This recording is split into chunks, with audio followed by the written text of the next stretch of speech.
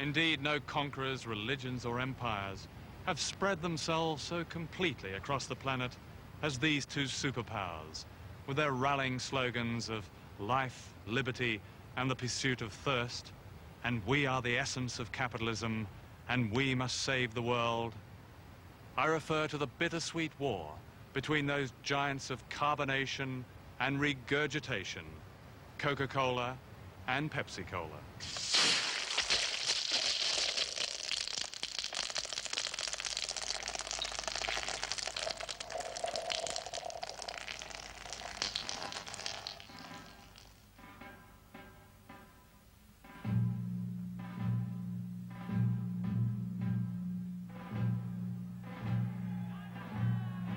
This saga of power and conquest began in the American Civil War in the 1860s, when the Yankees beat the Confederates. The rural South was devastated. The southern capital of Atlanta, Georgia, was burned to the ground.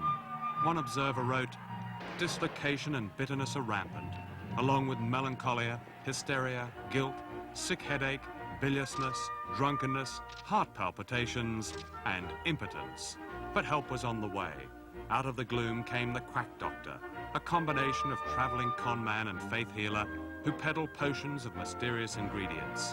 One such medicine was called the ideal brain tonic and was invented by John Pemberton. The year was 1886. The temperance movement had become powerful and Atlanta went dry. What happened next, wrote the historian John Gaff, changed the course of civilization. The ideal brain tonic became the intellectual beverage and temperance drink, better known as Coca-Cola. Everything was a great struggle. Everything we had to do in the South to get ahead after the war was to work 3 times as fast as anybody up in Yankee land. We just had to work like the devil to get things done. We had nothing. Everything was destroyed down here. But here was Pemberton, who had all these pharmaceuticals, and he had an inventive mind, and so he liked to put together these syrups. And this particular one syrup was singled out by Pemberton as a possible soft drink.